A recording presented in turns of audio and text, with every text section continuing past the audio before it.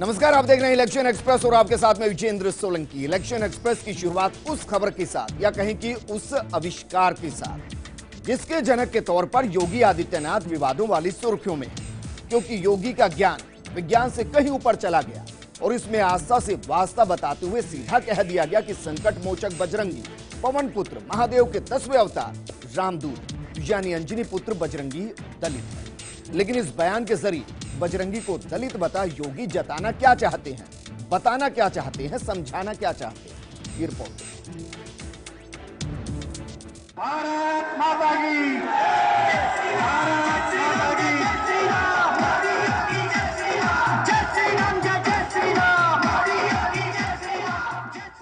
अभी तक आपने सुना होगा कि हवा में जातिगत जहर घोला जा रहा है, लेकिन जनाब अगर हम आपको कहें कि हवा की भी एक जाति होती है तो शायद आपके दिमाग में पहुंची हवा दुर्गंध मारने लगेगी और हवा से भरे गुर्दे फटने लगेंगे।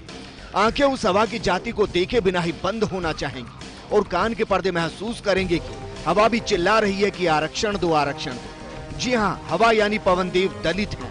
पंच तत्व में से एक महत्वपूर्ण तत्व दलित है। सृष्टि की रचना में भी जाति है और मरने के बाद भी इंसान पंच तत्व के जरिए एक जाति में पहुंच जाता है और वो जाति है दलित और आदिवासी।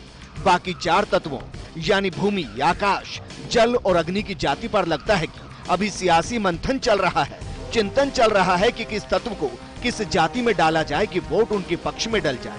लेकिन हो सकता है कि आपका दिमाग हमारी बातें सुनकर हमें कोस रहा हो और सोच रहा हो कि ये क्या वाहियात बातें हैं। तो जरा ठहरिए और जातिगत आधार को कैसे सियासी समीकरणों में फंसाकर पवन पुत्र बजरंगी को ही दलित बता दिया गया, ये ही सुन लीजिए।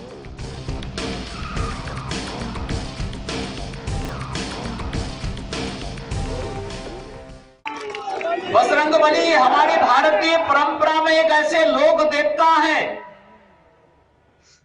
जो स्वयं वनवासी हैं, गिरवासी हैं, दलित हैं, वंचित हैं, सबको लेकर के सभी पूरे भारतीय समुदाय को उत्तर से लेकर दक्षिण तक, पूरब से पश्चिम तक सबको जोड़ने का कार्य बजरंगबली करते हैं। और इसलिए बजरंगबली का संकल्प होना चाहिए, राम काज कीन्हे बिनो मोहि कहां विश्राम।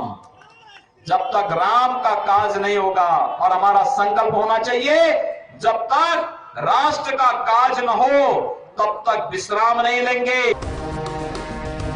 इस बयान के बाद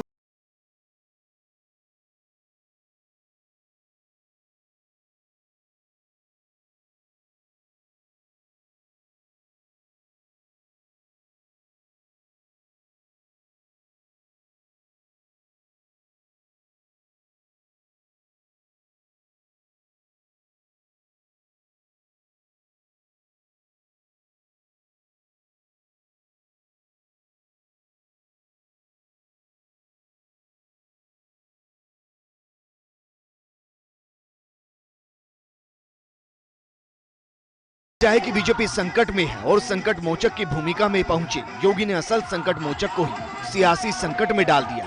इस बयान का मतलब क्या निकाला जाए कि राजस्थान में योगी के बजरंगी दलित हो जाते हैं, छत्तीसगढ़ में योगी के बजरंगी आदिवासी हो जाते हैं। सोचते जाइए, समझते जाइए, दिमाग लगाते जाइए। संकट मोचक का इस्तेमाल वर्तमान सियासत में कैसे किया जा रहा है और कैसे उनकी जाति के आधार पर सृष्टि को ही आरक्षण के साथ जोड़ा जा रहा है। क्योंकि अगर पवन पुत्र हनुमान जी दलित हैं, तो फिर यकीनन पवन देव भी योगी के मुताबिक दलित होंगे। और क्या सच में जिस हवा में हम सांस ले रहे हैं वो दलित है? अगर योगी के मुताबिक सृष्टि की संरचना सियासी आधार पर ऐसी है तो फिर ये भी बता दिया जाए कि भूमि, अग्नि, जल और आकाश की जाति क्या है।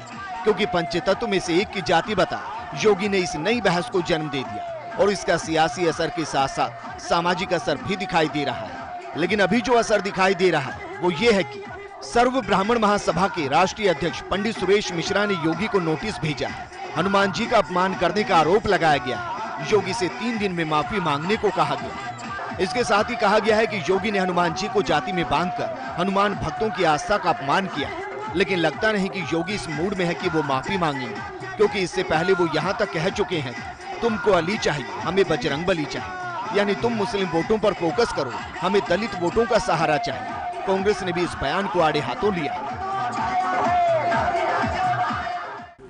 पर पहली बार राजस्थान की धरती में मुझे ये ज्ञान मिला कि हमारे आदरणीय मुख्यमंत्री जी योगी जी ने उन्हें बताया कि वो दलित वर्ग से आते हैं, वंचित वर्ग से आते हैं।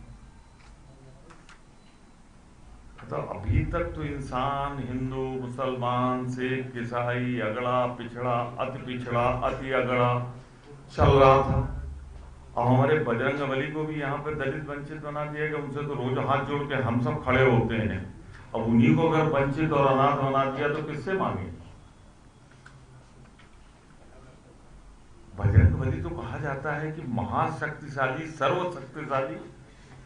भगवान राम को भी जरूरत पड़ी तो सीता जी को ढूंढने वही गए, जलद इलांग गए, आश्चर्य नहीं, तो वो तो कूद गए पूरा समुद्री। उनको हमारे मुख्यमंत्री जी ने दलित वंचित बना दिया। सुनते जाइए, हिंदू, मुस्लिम, दलित, अगड़ा, पिछड़ा, ऊंची जाति, नीची जाति, बाहरी नेता, स्थानीय नेता के बीच अभी तक समाज बढ़ रहा था, लेकिन इतिहास में शायद पहली बार हुआ है कि नेता की जुबानी बजरंगी की जाति बता दी गई। और कांग्रेस ने जिस अंदाज में इस मामले को उठाया है, लगता है कि सियासत में संकट मोचक को जिस अंदाज में सियासी संकट हरने के लिए इस्तेमाल किया गया, यकीनन वो संकट मोचक इंसाफ करेंगे, लेकिन चलते चलते यही कहेंगे कि ईश्वर अल्लाह तेरो नाम, सबको सन्मति दे भगवान। Bureau report, first India news.